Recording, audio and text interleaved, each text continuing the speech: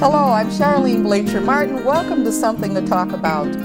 I have a return guest who was a medical student and an artist when I first met her.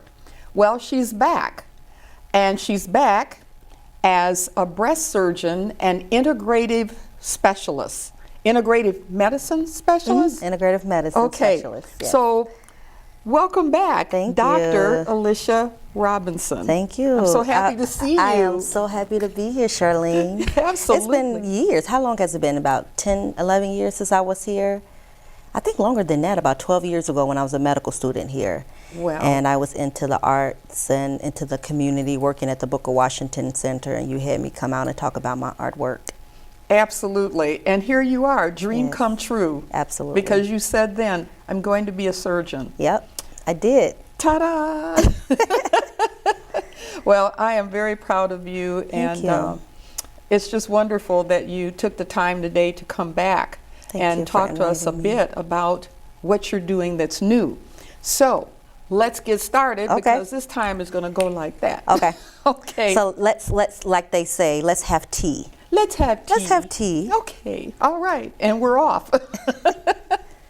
Okay. First of all, Okay. what is an integrative specialist? Well, so let me first define the terms complementary medicine, alternative medicine, and integrative medicine. That was my next question. Okay, good. I read your mind. So complementary medicine is medicine that is in addition to traditional medicine. So as a breast surgeon, I'm a breast specialist. I treat breast cancer patients as well as all types of breast cancer issues, breast pain, breast lumps, nipple discharge.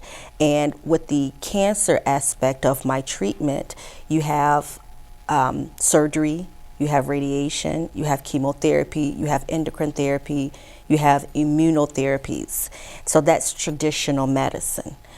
Complementary is something that you add on top of it to improve outcomes. Okay. So it's nutrition, teaching proper nutrition. It's acupuncture, acupressure, traditional Chinese medicine, Ayurvedic medicine. Those are complementary, so you're adding that on top of traditional medicine. Alternative medicine is those type of medicines, but you're foregoing the traditional aspect of care. Okay. So some people don't want surgical procedures. Some people don't want chemotherapy or endocrine therapy, which are the conventional medicine, and they want to try alternatives. And we have several alternative centers here in America and also in other countries. And integrative medicine combines alternative and complementary along with traditional. So that's where I specialize. I still see patients for breast cancer. I still operate. I still recommend certain modalities such as chemotherapy, endocrine therapy. But on top of that, I combine nutrition. I combine exercise. I combine the mind-body component, meditation, the acid-alkaline diet, acupuncture, acupressure. I combine those other modalities to help optimize patient care.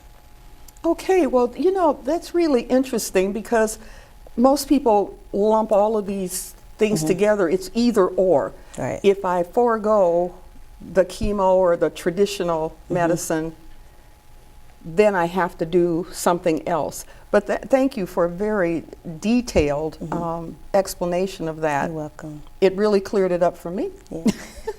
Now, what led you into that direction as a board certified physician, surgeon? What led you into integrative medicine?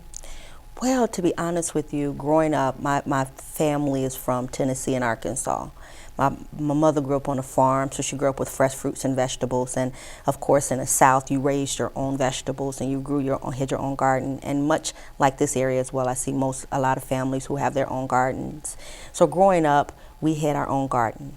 And every meal was squash, okra, tomatoes, vegetables, and I hated, absolutely hated going out in the garden picking those things because we would have to go out and pick them and we would have to keep it up. And as a child, you want to go play. Oh, that you was play for me. I used to love it. You did? Yes. I didn't. And my father he had this juicer, and he would juice fresh juice every day and would make us take it, and then we had to take our cod liver oil every winter. And we didn't go out and eat because I had 8 brothers and sisters, so we could not afford eating. Like Burger King was like a once in a blue moon type of thing, and it was kind of like a treat. Okay. And so we didn't do processed foods. We did whole foods. My mother canned foods, and my dad was an herbalist. So he had this bookcase next to his chair. He had this big old chair that didn't match any other furniture in the room. You know how it is. You got all the other furniture is nice and coordinated, and then you had this big old chair for my dad that he would go and sit in, and he had, because he was herbalist, and he would have all his books and vitamins, and he had cabinets full of minerals and herbs, and whenever we had ailments, he would whip us up a concoction. So I remember, not going to the doctor because my dad would take care of it, and it worked.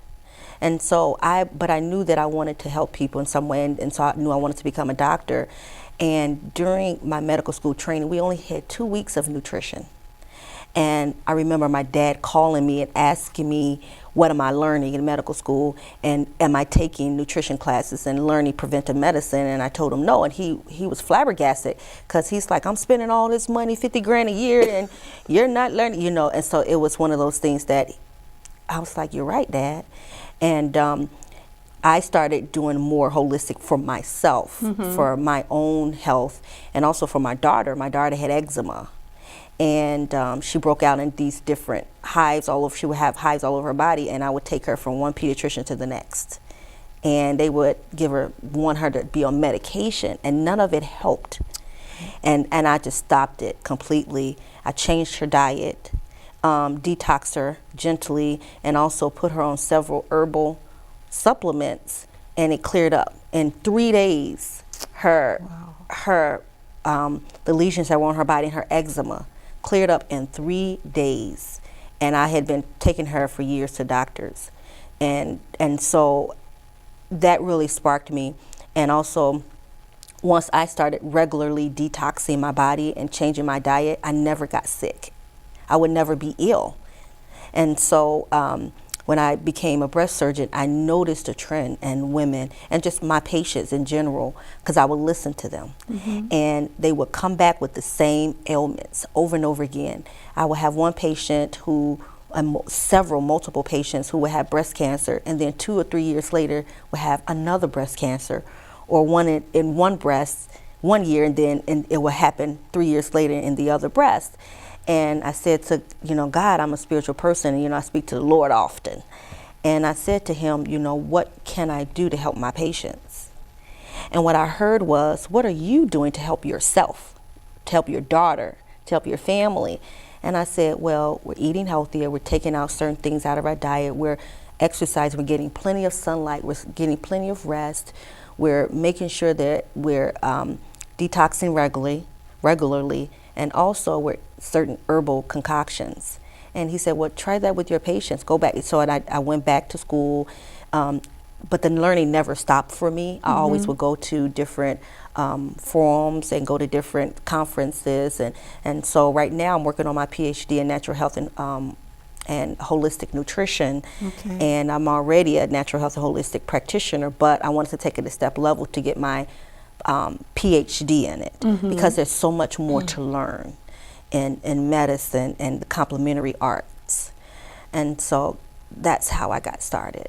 And I will continue on that route. That's amazing. It's amazing. And it's so good to hear, because I would hope that this is going to be something that trends on with a lot of other physicians. Several years ago, I did have another board-certified MD on my show, and this is what he talked about, is that he was transitioning into adding this type of a component. And it's almost amazing, isn't it, that the mind-body connection had been overlooked as to how important it is that you have the mind, body, and spirit, and you treat the whole person. And if you look at it this way, when you are if you notice that when you're stressed, what starts happening, you start noticing your hair falling out. You start noticing that you're more prone to infections. All of a sudden you're getting cold because you're stressed when you're not getting plenty of rest. And that's physiologic, because we know stress causes increased cortisol, which is the stress hormone, and then that cortisol blunts. When it's chronic like that, when it's constant, it causes immune suppression. And your immune system is one of the biggest systems in the body that helps fight infection and cancer and other ailments. And so in our society, my husband's from Kenya, and so we go often. And so I noticed they're more laid back. You know, it's not a rush, go, go, go. They're not on their cell phones all day long.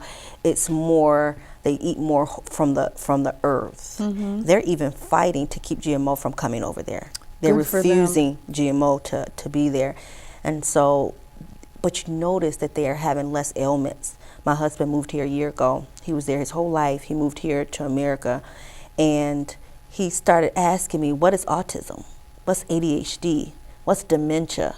Because they don't have that in a rural area. His grandfather's 92 and still works as a security guard. And he's healthy as an ox, and that's because they eat from the land and earth, and they walk and they exercise. They get plenty of sunlight, so vitamin D deficiency isn't an issue there. But here we see our lifestyles have changed. It's convenience. We're industrialized. So it's a McDonald's on every corner. Yes. You don't walk to the store anymore, even if it's down the street. You drive. And so all of us were obese. We're unhealthy. A year after my husband being here, he was pre-diabetic and had high blood pressure. And it was because his body wasn't used to the lifestyle and the food. You know, he had his diet changed. And so within a year of eating this type of diet here, and mind you, it wasn't that unhealthy, because I don't eat unhealthy. In my home, we eat a lot of organic fruits and vegetables. But it was the way we grow our foods here. It's the carcinogens, it's the GMO, it's the pesticides, it's the herbicides, which change the DNA of our bodies. That's called epigenetics. It's the environment affects the way the DNA behaves. And so within a year he was pre-diabetic and had high blood pressure.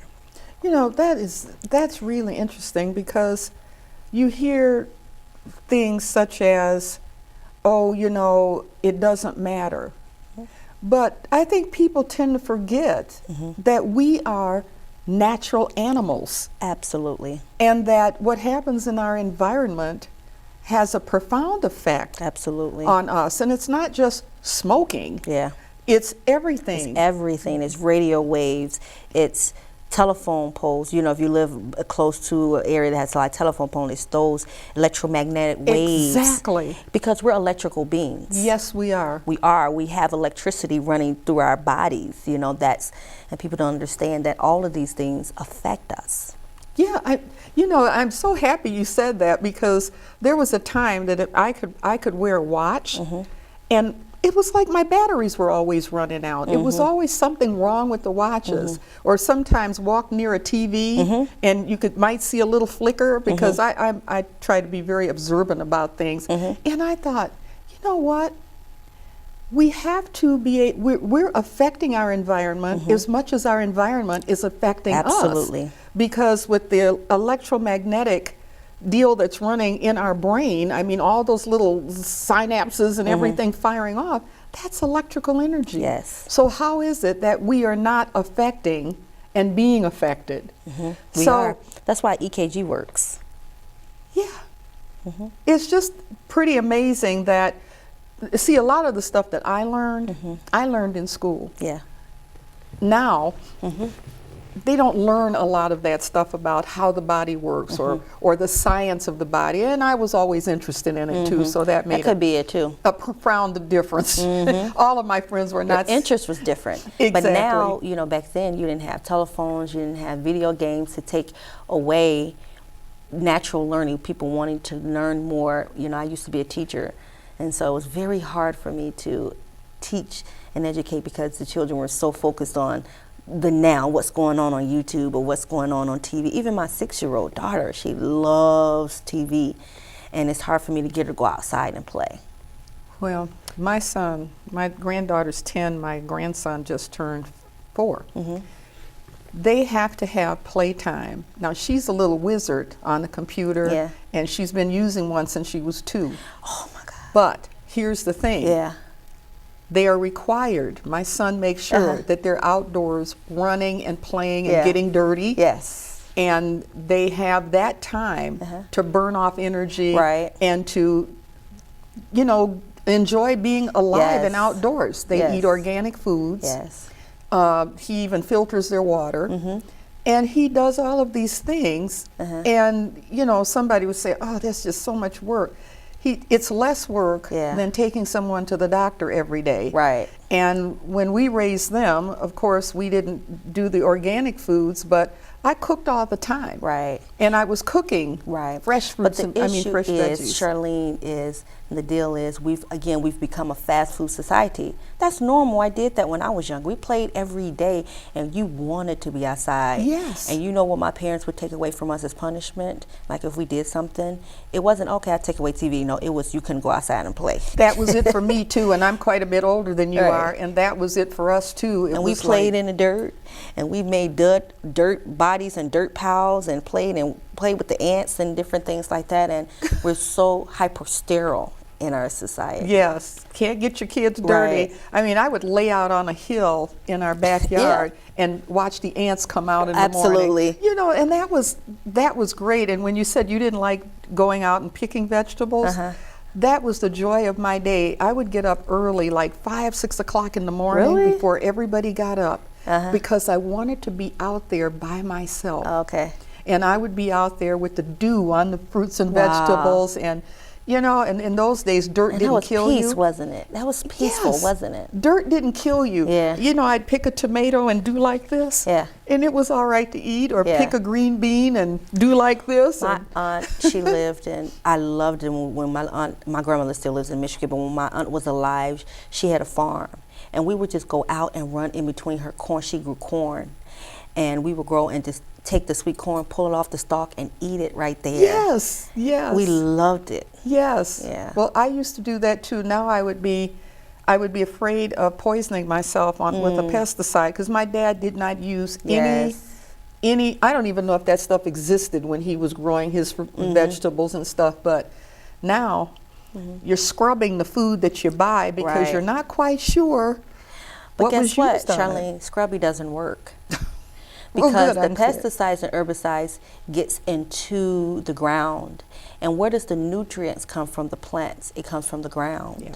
And it gets embedded into the plant.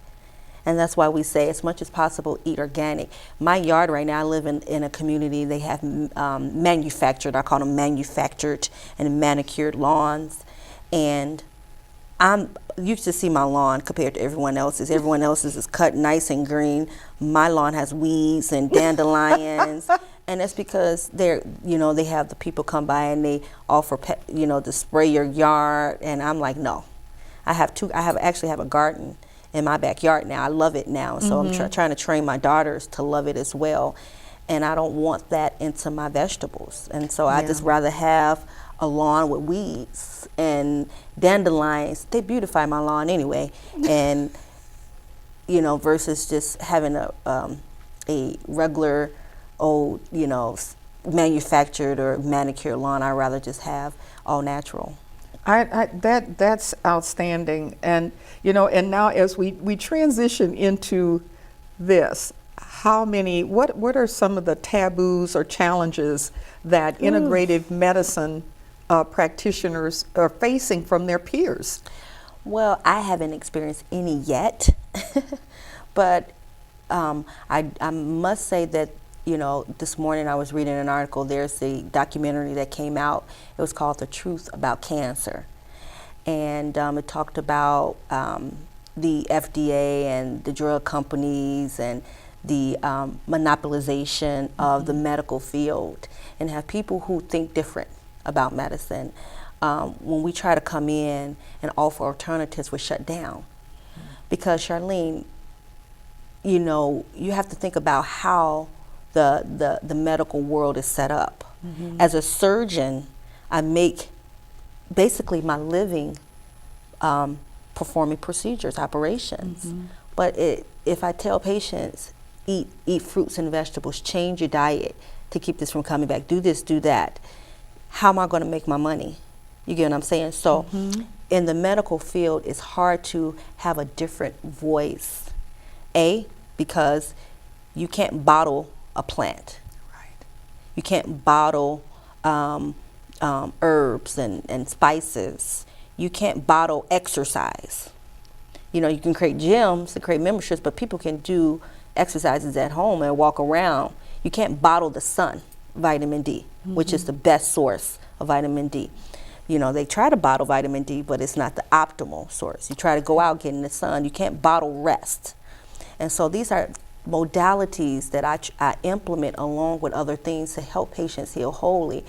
And again, the reason why I bring it up is because what makes money sells. Of course, you know. To put it bluntly. Yes, and when you mentioned about the fast food restaurants on every corner, guess what? You have a drug store Absolutely. on every corner. Absolutely. And we're With the only big pharmacies. we're the only country that have dialysis centers Yes. all over. And there's a reason why. It's our food. It's how we live in our lifestyle. We want it easy. And because of that, we're suffering. Our children are suffering because we're teaching them our bad habits. And then we're seeing childhood obesity. We're seeing precocious puberty. Yes.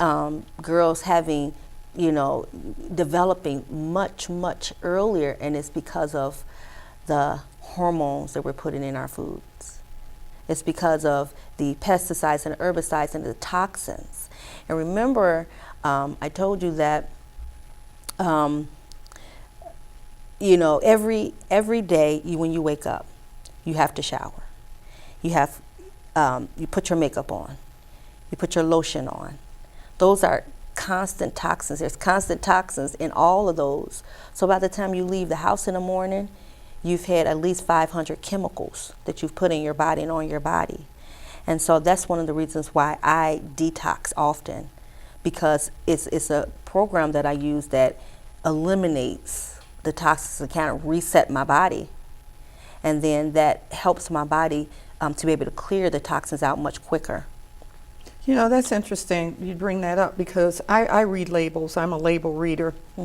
And I was amazed to find out that there's a blood thinner that's used in certain cosmetics and lotions. And when I found it in the body cream that I had purchased, I quit using it because I recognized it as a blood thinner. Right. And you know, and you read the label, and sometimes you want to think, if I can't pronounce all of the words on this label, maybe I shouldn't be using this, or maybe I shouldn't be eating this or drinking this. And I notice now that there's been enough of an outcry against high fructose corn syrup that there are companies now who are removing it. But you not still fast enough. No, I agree. It's in everything. It's everything. And you have to be careful, we as parents, because it's in our children's food. Yes. It's in yogurt. Oh, we're thinking, oh, it's dairy. We're giving them something nice. And I'm against dairy. I don't like dairy, but that's another story in itself. But it's in everything. Yes.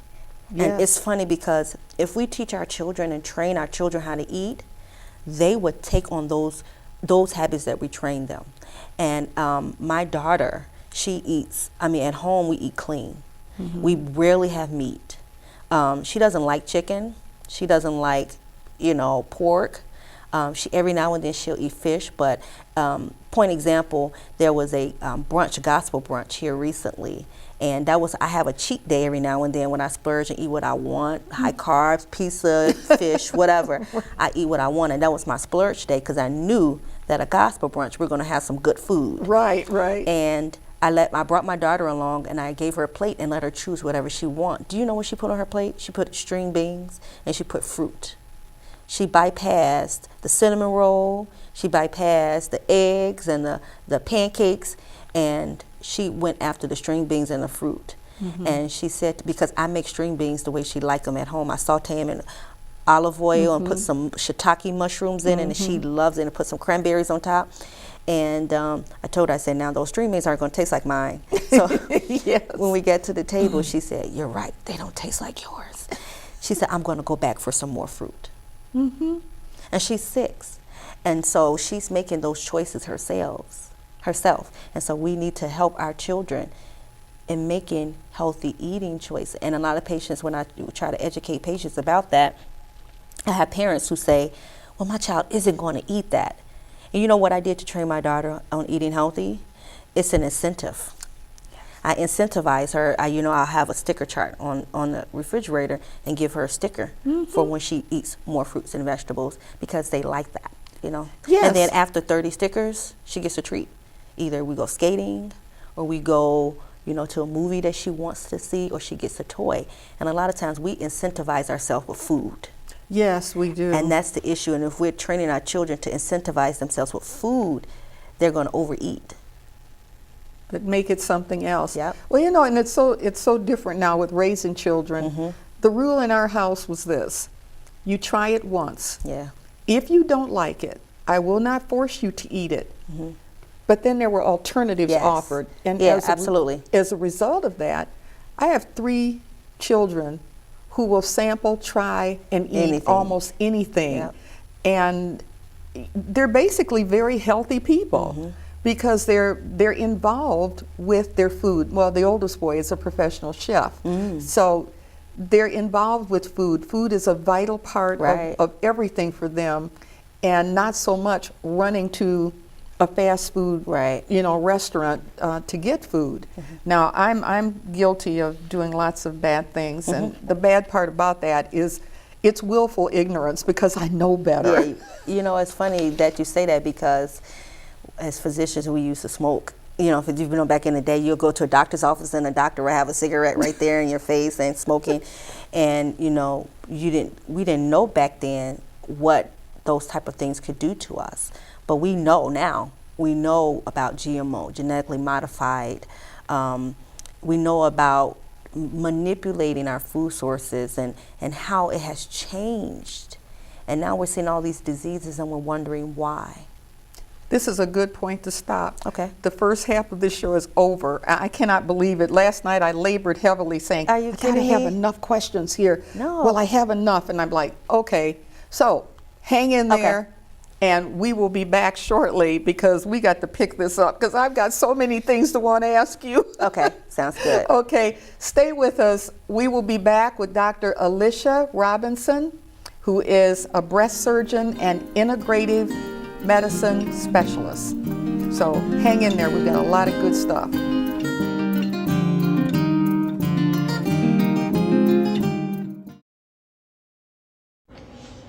Every day, someone like me steps into an elevator. Someone like me steps out of their car. Or sits down. Every day, we encounter your actions. Your looks, Your unspoken thoughts. It may be the color of our skin. how we sound, Or how we look. It's racism. it's racism. It's racism. Racism is bigger than individual acts of discrimination or harassment.